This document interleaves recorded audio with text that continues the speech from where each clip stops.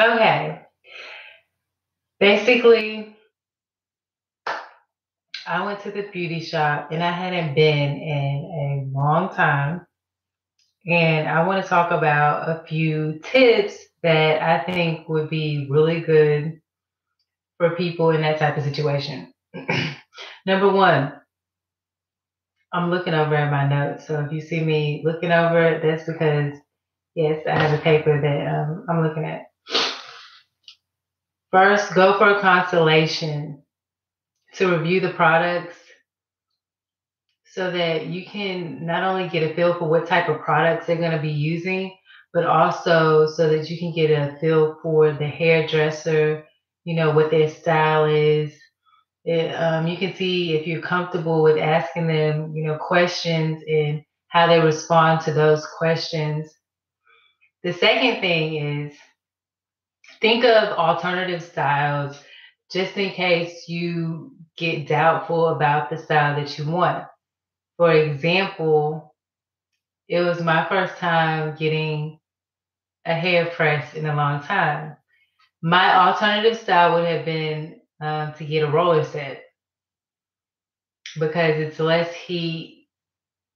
It's probably going to make me feel more secure and I'm just going to be more comfortable overall. However, I took that risk and actually I was pretty happy with the results. My next thing is, my next tip is, let's see, schedule an appointment during the busy hours, during the busy times.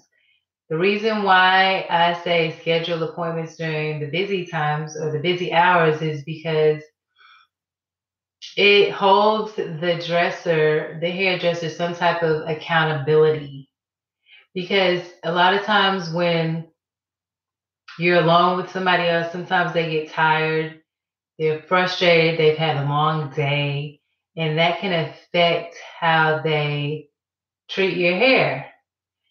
If there's more people, they're going to be more prone to doing all of the proper methods and the proper procedures. For example, sometimes you know the rule. You never want to start combing the hair from here and then drag it down.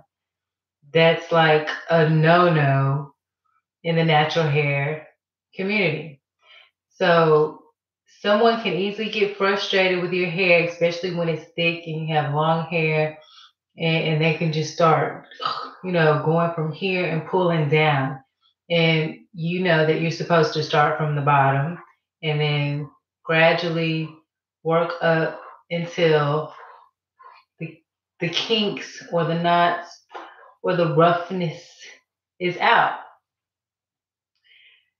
Next thing I want to say is, well, that's why I say never be alone. Never be alone. And some of the things that you may encounter when you're there are those type of things, like somebody's getting frustrated or you just feel like they're not taking the type of care that you would take on your hair.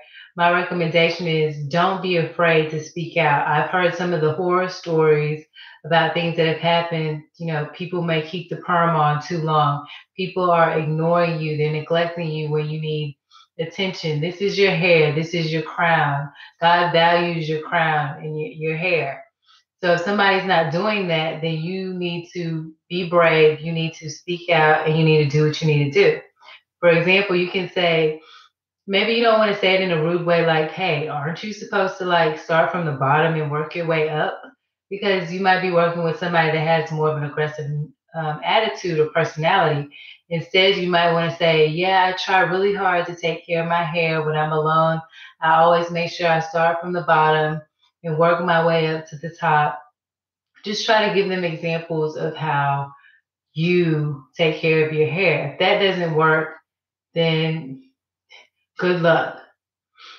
Now, for the people who I've heard horror stories where they won't listen to them, they have the perm in too long. Honestly, if I were you, I would go to the restroom and go rinse that stuff out of my hair.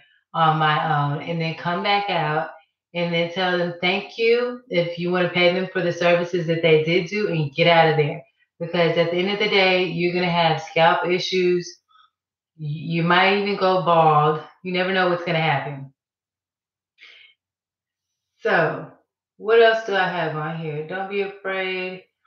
I mean, the worst thing that's going to happen is that you're going to have to rinse out the perm, or you're going to have to say, excuse me, can I go to the restroom, gather yourself, and then make a payment just to make them happy and get out of there. At least at the end of the day, you saved your hair.